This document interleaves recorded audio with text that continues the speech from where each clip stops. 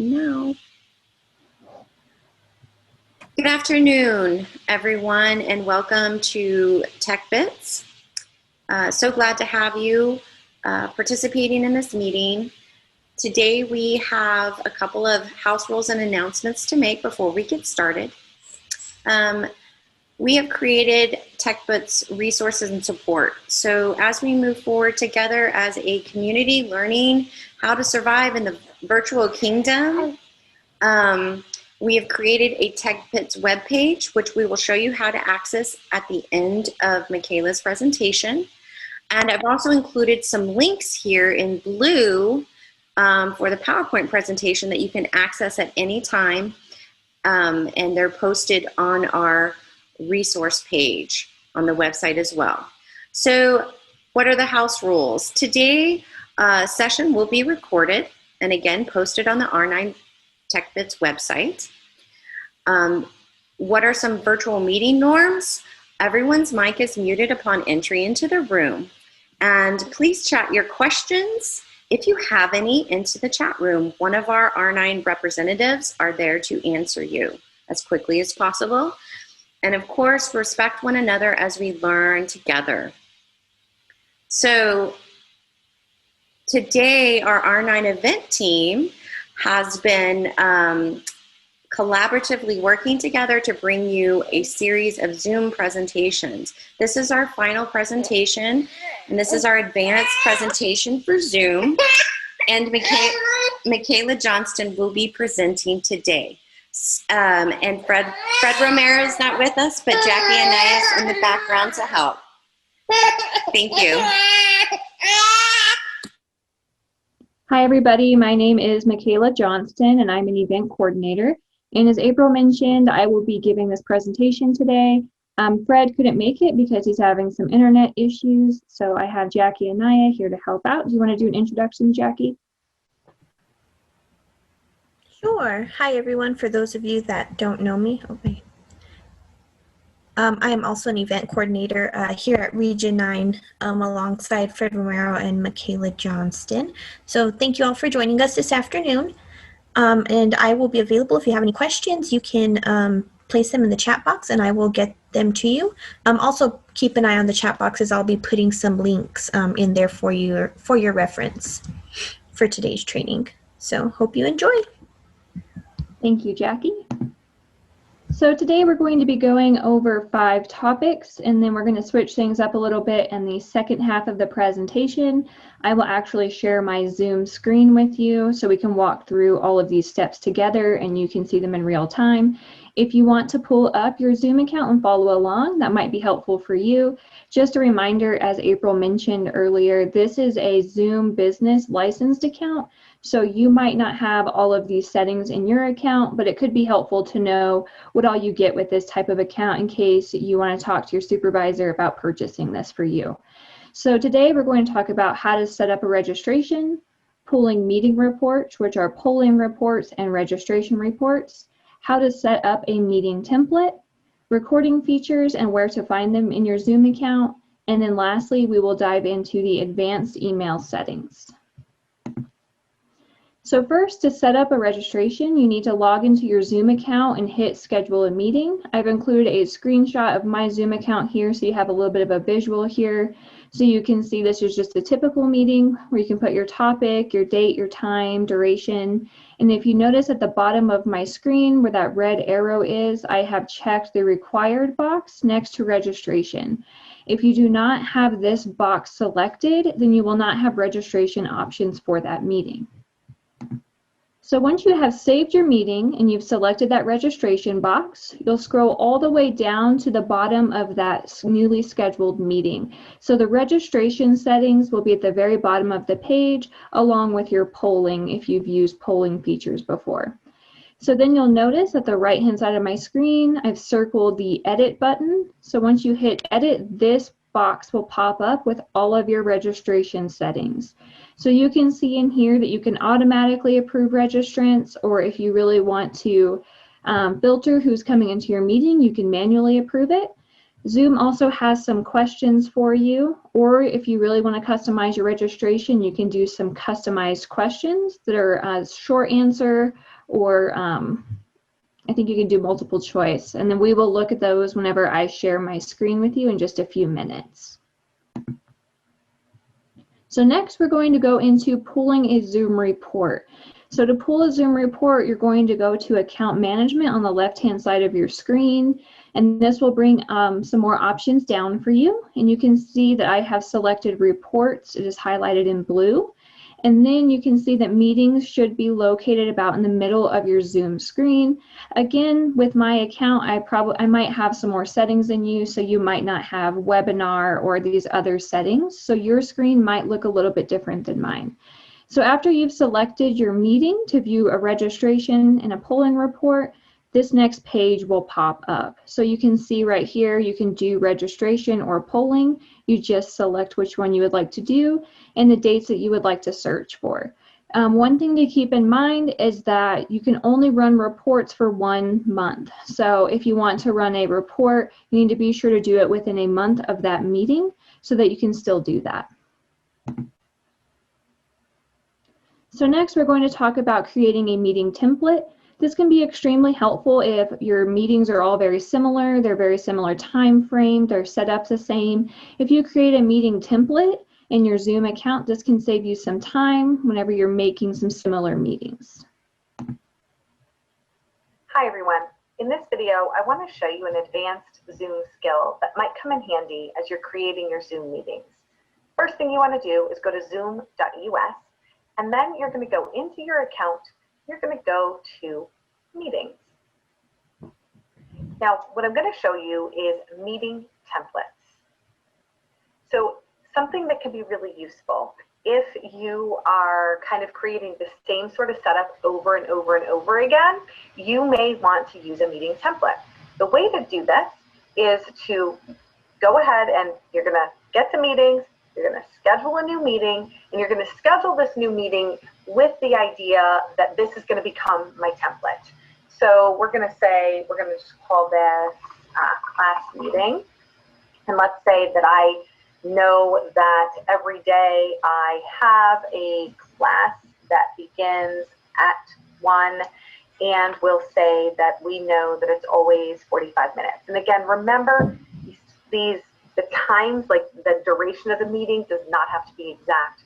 And the main benefit of having the time exact is so that they show up in your list, in your kind of meeting list in order. But if you were to ever start a meeting early or late, it's not, the time that you say is not going to override it. You tell Zoom when Zoom starts, and you tell Zoom when Zoom ends.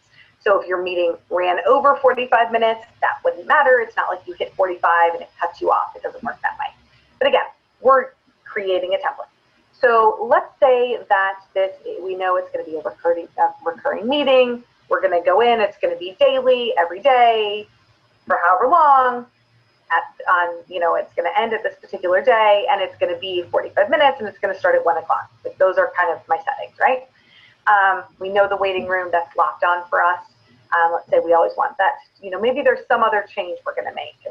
Perhaps we're going to always do pre-assigned breakout rooms, and I'm going to import them from a spreadsheet, right? This is where I might do that. Whatever it is, right? Maybe the alternate host is always going to be the same person. Whatever the settings are for this meeting, we're going to go ahead and get it in there, okay? We're going to hit save. And then we're going to scroll down, and we're going to save as a meeting template. And I might call this period 7. And I'm going to save it with the recurrence, because we know that we're going to repopulate these links once a week, and then we're going to revisit. But this might be a time saver. I'm not really sure if it saves much time, but in case it does, I wanted to show you how to do it. And so we save it as a template. And now when we go into our meetings and we look at our meeting templates, check it out. I can schedule a meeting with this template, and it just kind of automatically is going to fill in. And now if you look at my upcoming meetings, because I have that recurrence going, notice that meeting, the meeting ID is the same, so the link is the same. So you really just have that same room, one link for everybody. So I hope this is helpful. I hope it streamlines some of the workflow for you. Obviously, if you have any questions or suggestions on how it can be made even simpler, do share and let us know. Hope this is helpful. Bye all. Okay, so next we're going to dive into the recording features that can be found in your Zoom account. So to access the recordings, you're going to go to recordings, which can be found on the left-hand side, and this will bring up your cloud recordings and your local recordings. So just a reminder that a local recording is a recording that went directly to your computer. You did not record it to the cloud. So for cloud recordings, this is where you can find obviously your recordings, your transcript, and your chat files. So you will find those over here on the right-hand side where it says Files, and this is where you will select that link and it will take you to those files and you can share them or download them from there. And lastly, before I start sharing my screen, we're going to go into the advanced email settings. So again, go to your account settings and then select email notification. This will bring you almost all the way to the very bottom of your account settings. And so these are just a few of the settings that I really am thankful that I have turned on. So I was going to talk about those with you. So I have this turned on to send me an email when a cloud recording is available. I have found this to be really helpful if someone is requesting the recording. If I get an email as soon as that recording is done, it's a great reminder that I need to send that email out to someone. I also have this set up here where you will get an email when attendees join before the host. This is really helpful. Even if you have a waiting room set up, Zoom will still send you an email if you have someone trying to join your meeting. So this can be very helpful if you maybe forget about a meeting and you see people are trying to join it, or maybe people are confused. So you need to reach out to them and just remind them what time or what day the meeting actually starts. And then lastly, the other one I'm going to talk about is to get an email when a meeting is canceled. So this will automatically notify the host and the participants when the meeting is canceled. This is really helpful if you have to cancel it and you don't want to send out a formal email explaining why. However, the only problem with this setting is that you need to have a registration set up for it to go to your participants, because Zoom will not have the emails of who they need to send those that email to if they do not have a registration set up. So are there any questions you have so far that I have not covered before I start sharing my screen and kind of walk through the Zoom account? You guys can put those in the chat box, or you can unmute yourself. I know there's just a few of us on today, so just don't, it won't be awkward if you unmute, I promise.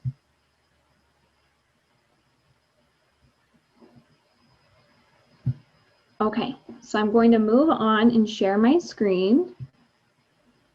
So we're just going to go to zoom.us. And this will automatically, once you hit my account, it'll bring up your Zoom profile. So first we talked about setting up a registration. So I'm just going to create a meeting on the fly here to show you exactly how that would work. So you hit schedule a meeting. I'm not worried about the topic or the date and time since this is just an example. So I'm going to scroll down and just make sure that registration is required. And I'm going to go ahead and save this meeting. And you can see right here is the registration link right in the middle of the page. We're going to scroll down to the very bottom, and you can see there are 0 registrants so far since I have not shared that link with anybody. And I'm going to go over here to the right and select edit. So this is where you can build your registration. So like I mentioned earlier, you can automatically approve, or you as the host can manually approve every registrant. If you do not approve them, they will not receive the Zoom link. So these are the questions. So Zoom always requires the first name and the email address. So those are 2 settings that you cannot change, but you can add in any of these other options. And you can say, you know, you want their phone, and you can make that required just by checking it, or it doesn't have to be required. So these are just some of the options that Zoom has for questions. Or you can do a custom question. So this is where you can build your own questions that kind of cater to the meeting.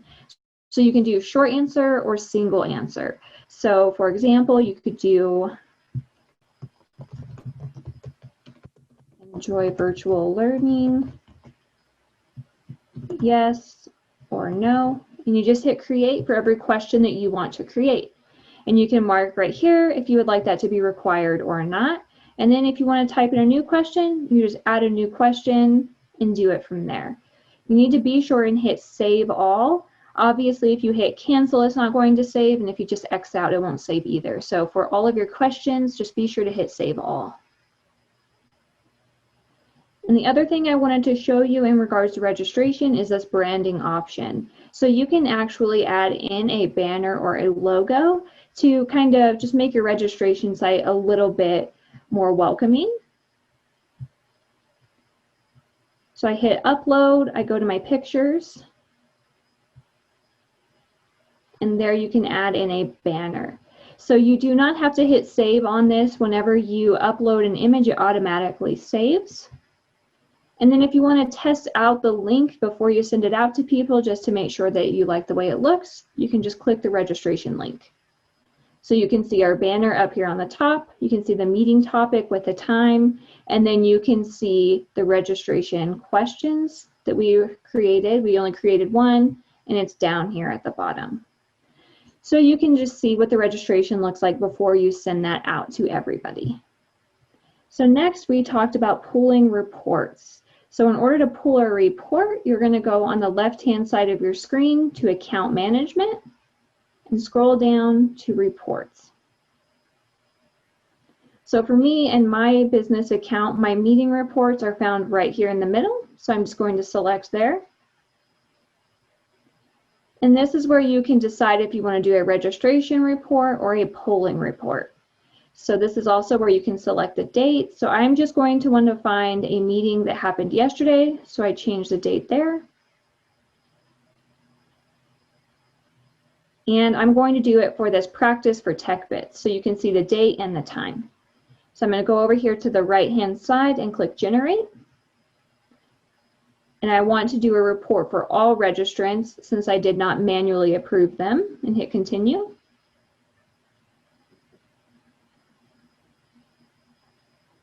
And this is where you actually download the report. So you hit Generate, and then it will load this page, and you hit Download. And this will download to an Excel spreadsheet for you. And then you can go in here and just make it look nice, and you can just read all of your registrations. So if you just want to ask a question beforehand, this is a really great option to gauge your audience's knowledge of the topic or just different things like that. This is a really great opportunity for that. And the polling is the exact same process. You just need to select polling rather than registration. Next, we're going into the meeting templates. So I just selected meeting over here on the left, and you can see meeting templates right here. In the video, she showed you how to create a template, so I'm going to show you what it looks like in the template itself. So I've just created this meeting template example, and we're going to use this template to create a new meeting. So with the template, it has all of these settings saved, and you can change whatever you would like to. So for the topic, we're going to change that to period 1, for example. We have it set for 4 o'clock, and we're going to change it to 1 hour. And you can make any changes that you would like, and it will not change the template itself. This is just for a brand new meeting. The template is just designed to save you more time. If you have very similar meetings, you can just use this template and just, change a couple of things if you need to change those for your meeting. So as you saw, I just changed a couple of options there. Go back to the meetings. And you can see my new meeting right here for period 1. And my meeting template is still there. It still stayed the exact same. And you can see the last time that the meeting template was modified was on September 1st. So no matter if you are using the template and you're changing it, changing the meeting that you are creating, it does not change your template. It will stay the same. And then next, we're going into recording features. So you go to recordings on the left. And again, this will bring up your cloud recordings and your local recordings. So the local recordings are just ones that are to your computer.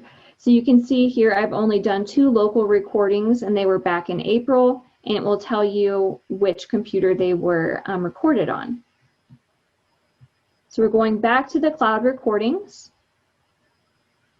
And if you have a lot in your account, you can narrow it down by the date as well.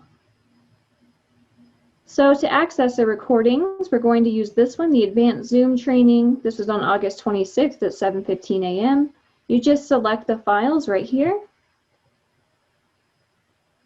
And this will bring up all of the recording options. So you could do shared screen with speaker view, and it will download it just how you were seeing this meeting now with the presentation and our videos on. You could do the audio only, audio transcript, or a chat file. And you can see over here on the right-hand side, these are the sizes of each of those downloads. So if you want to download it, you just go over to whichever one you would like to download and hit the download button. And you can see it's downloading right here onto my computer. Or if you don't want to download it, you could always select the copy shareable link. So if you just select that link, you can see that it has been copied to the clipboard. So if you want to just paste that link into an email and send it out that way, that's what I've been doing lately. It seems to save a lot more time than having to download it and rename it in my computer and all of that. I will make a suggestion here. If you are going to use the link, to go to your share settings here and make sure that it can be shared publicly. Zoom will automatically have it set to this setting where only authenticated users can view, and this can get extremely tricky if you are sending this link out because not everybody can view it. If you're a little hesitant to set it to public, you can add this passcode protection and create a password. So anybody with this link will have to put in the password in order to view it. So that is a really nice setting that is added just, for more security reasons if you don't want anybody to be able to view your recording. And lastly, we talked about the advanced email settings. So you're going to go to Account Management and then Account Settings.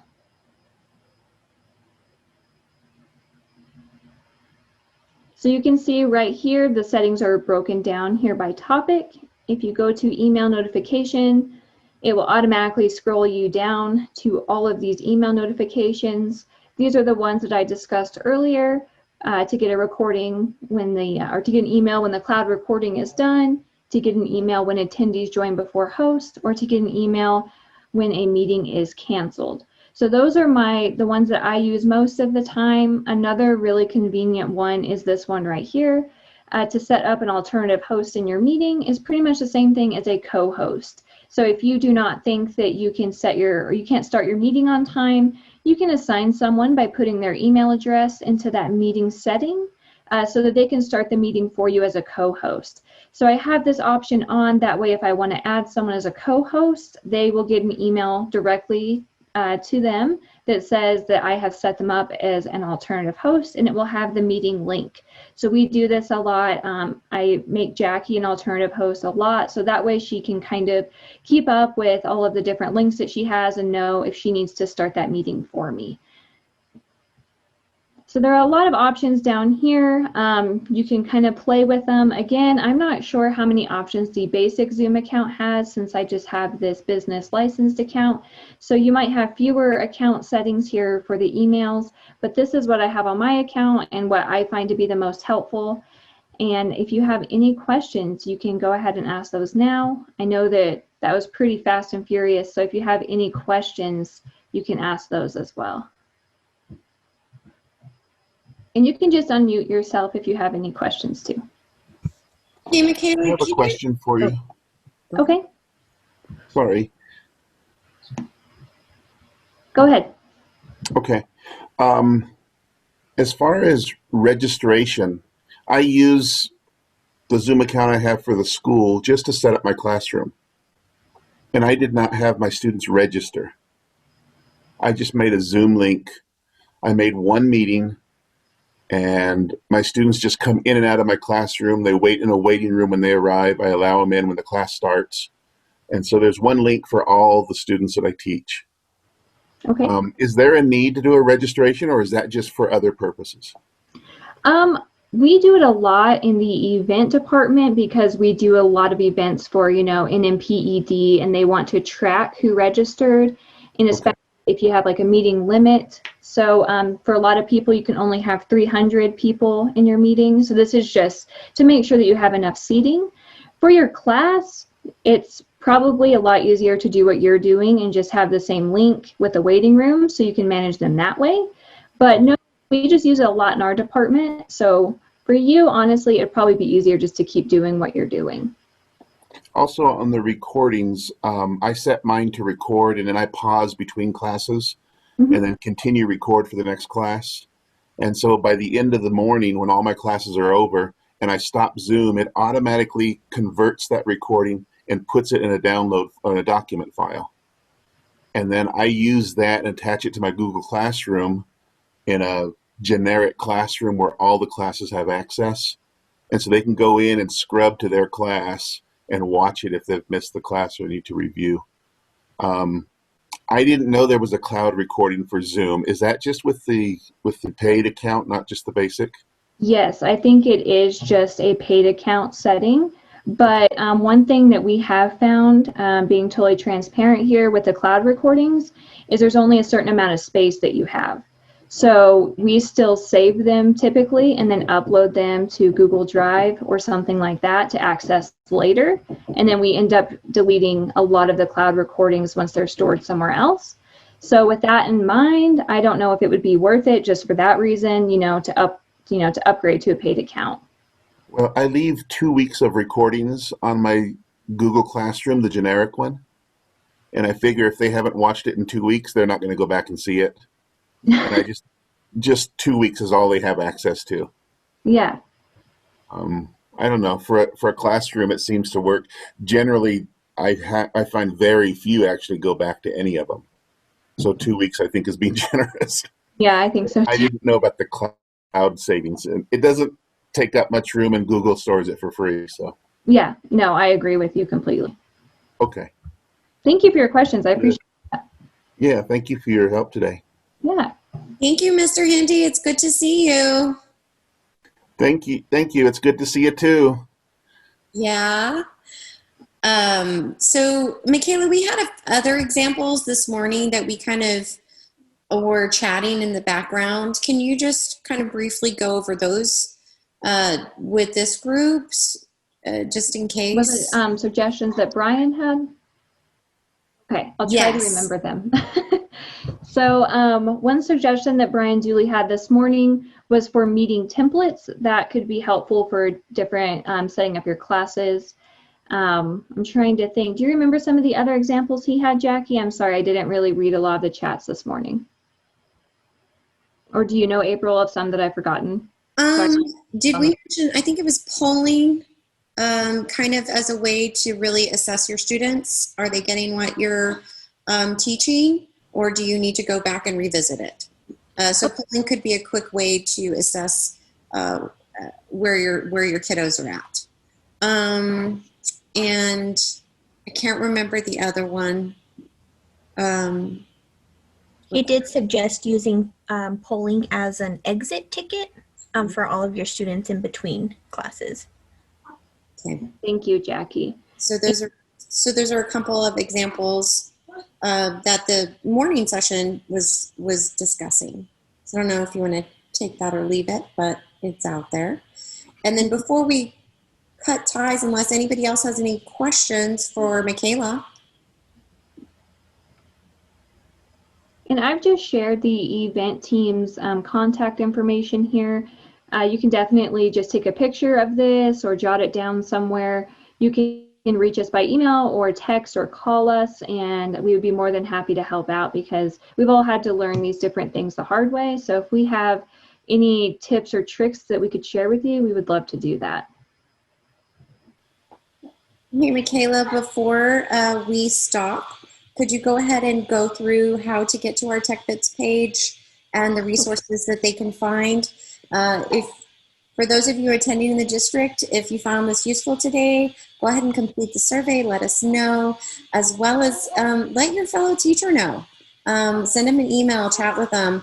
The TechBits is available now to our member districts, and we have some resources available to you on our page.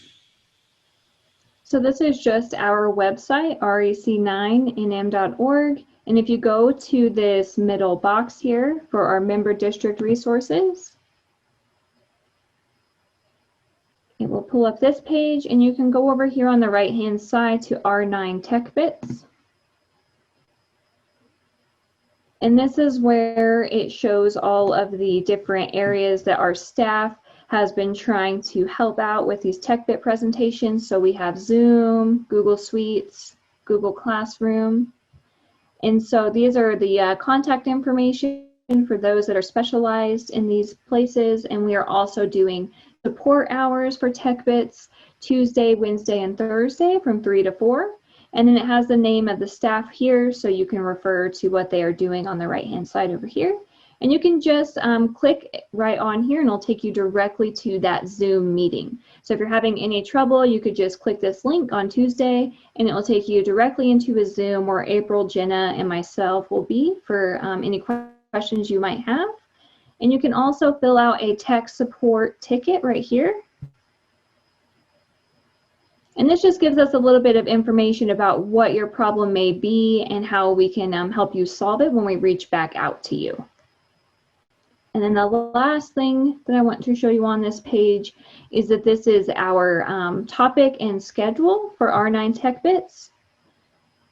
And this has recordings for any previous TechBits that we've done, and it has the PowerPoint as well. So if you ever want to refer back just to the PowerPoint to see if you've missed anything in a previous training, this is where you would go to access that. Michaela, I have one quick question before you go. Okay. When I go into breakout rooms, the recording doesn't record the breakout rooms, is that correct? Yes, that is correct. You could, if you wanted to record them, you could assign a student in each breakout to record to their computer and do it that way, but it does not, Zoom does not record those automatically. Okay, and the other, I guess I have two questions. The other one is screen sharing. If I enable screen sharing, or I disable it rather, for a session, when they go into their breakout rooms, it's automatically enabled. There's no way to cut it out of a breakout room that I know of. Do you know of any way to do that? Let me see. Let me stop sharing my screen really quick so I can look at the screen share settings. I'm just trying to avoid anything inappropriate being shared on the screen while they're in a breakout room because I can't monitor all of them at once. Absolutely. I pop in now and then just to show them that I'm watching, and they kind of think I'm watching everything, but once they find out I can't, my gig is over. Share my screen again and show you. April, can I see the baby? So are you seeing, you should be seeing my meeting setting. Oh. Okay, that's cute. So, What's that? I'm sorry, Michaela. I got carried away. So I'm just sharing my screen here. You should be able to see where it says share screen in green down here. Yes. And so I'm going to the advanced sharing options. Uh-huh. And so this is where you can select only the host can share. Are you having this option in your main session, and then you're saying in the breakouts they're still able to share with this Yes. session? Even if I have host only, Mm-hmm. in a breakout room, participants can share screen. Mm. And I've checked on the setup, on my account setup, under chat room or breakout rooms, and I don't see a way to disable that. I am not sure. Do you remember, Jackie, whenever we were doing breakout rooms, do you remember if they all could automatically share, or did we do a setting somewhere for that?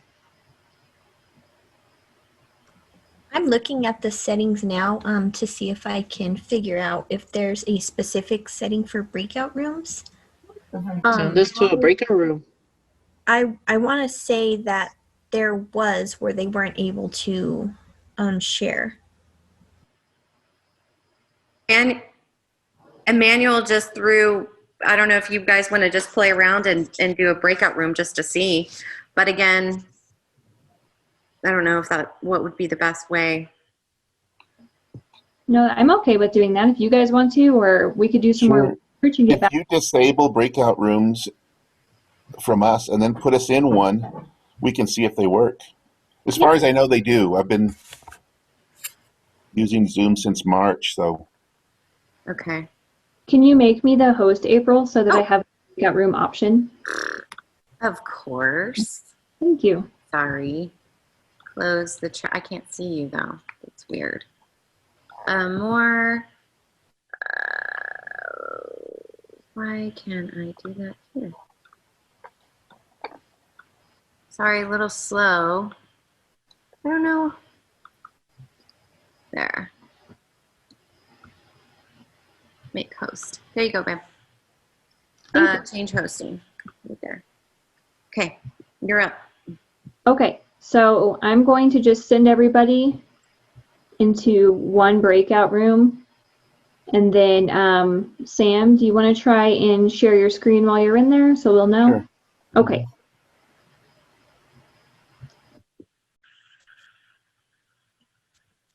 Yeah. okay.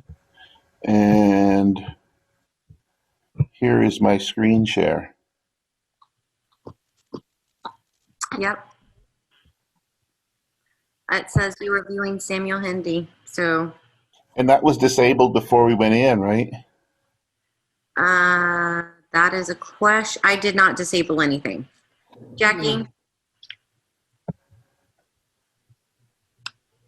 I disabled it now, so let's try it again. Okay. Do we need to go back out and back in? Well, let's just try. No, it won't let me. It It says won't let host is you? disabled. No. Okay. Perfect. So we need to show Mr. Hindi where that's at. So shall we go back out, back into the general room and then come back in and then see Yeah, if that that works. setting, if it stayed? Yes. Yes. Okay.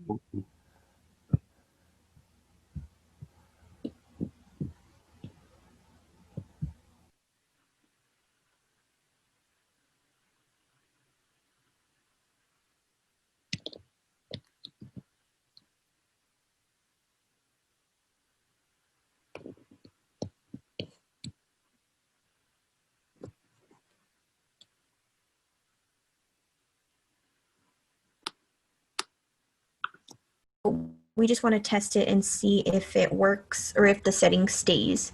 Go back in again. Sure.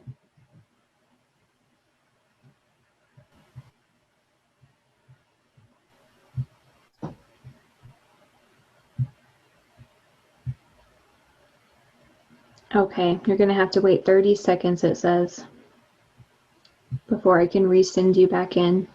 Okay. So Jackie, you disabled it inside the breakout room? Yes, so it is actually disabled out here as well, and that is where Michaela went to share screen and she hit that arrow where it gave you that advanced sharing options, Uh-huh. and I selected host only. So it stayed from the breakout room back out to this general session room. So once we go back in, I'll check to make sure that it stayed. Okay. So I can disable it from the main room. I believe so. Okay. We'll test that Check. now just to make sure that it does, that setting does take effect into the breakout room. Okay, great. Okay, I'm going to send you guys all back out, okay? Okay, thank you. Hold on tight. No, it lets me share.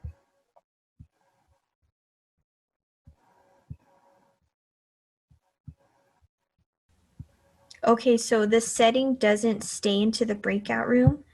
What I might recommend you doing is, as the host, going into each breakout room and disabling that Gotcha. when you begin those sessions. Okay. If that I- doesn't work, if you'll let us know, and we'll do some research to try and figure out an easier way. No problem. I've searched the Zoom website, frequently asked questions and that kind of thing, because I use Zoom twice a week for other meetings. And we often go into breakout rooms. I just wanted to disable just as a safety factor. Yes, I agree. but knowing that it does it, even if you go in the room and you can disable it, that's a big help to me also. Yes. So I would recommend doing that for now. And then if for some reason that doesn't work, or if you hop from room to room and, you know, when you go into room 3, you disable it and go back into room 2 and it's enabled for some reason, let us know. And that way we can Okay. try and figure out something. Sure. Great question. Thank you. We learned something today. Thank you very much for that. All right. I guess we'll go back into the main room. Go back into the main room. For those of you that don't know how to go back into the main room automatically, you just go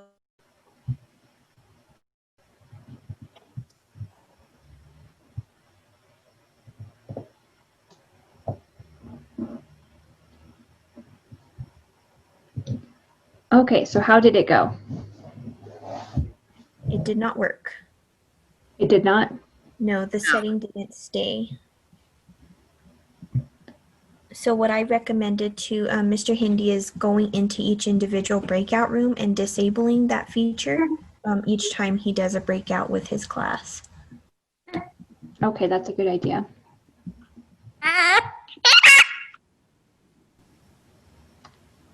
Thank you, everybody, for going through that little experiment with us. Sorry we couldn't find a definite solution for you, Mr. Hindi. No problem. I've been searching, like I told you, for a long time. So I did find out something that's helpful is to go in there and disable it. But and I don't mind doing it every time because I don't use breakout rooms maybe once a week. We do some collaboration that way. But it's helpful to know that because I don't want to take a chance of somebody sharing something inappropriate and then there's no recording of it and who did it and that kind of thing. Yeah, exactly. Does anybody else have any questions for us today before we get off?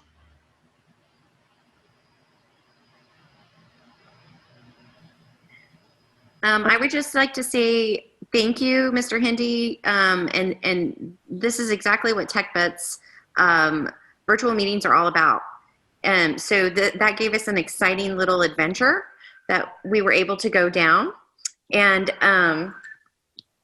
just discover, you know, kind of what solutions worked, what didn't. And we don't know the answers to everything, but we can definitely, we are definitely confident enough to research it a little bit and then get back to you. So this was a perfect example of kind of how we can learn together. So take advantage of these small sessions right now and ask those questions. So thank you, Mr. Hindi, for being present and being yourself. Well, thank you for this. It's been very helpful. I've always said if I go to even for a 1 or 2 day conference, if I take home one thing, it's worth it. So this was worth it. Thank you. Thank you. Thank you, everybody, for hopping on. I know that you guys are probably ready to get off for the day. So thank you for spending the last part of your day with us. We really appreciate it. Thank you, Michaela, for sharing with us today. Yeah, you're welcome. Okay, I will go ahead and end the meeting for everybody. Thanks again. And if you ever need any help, don't be afraid to contact us. Thank you. Bye-bye. Bye-bye. Thanks, everybody.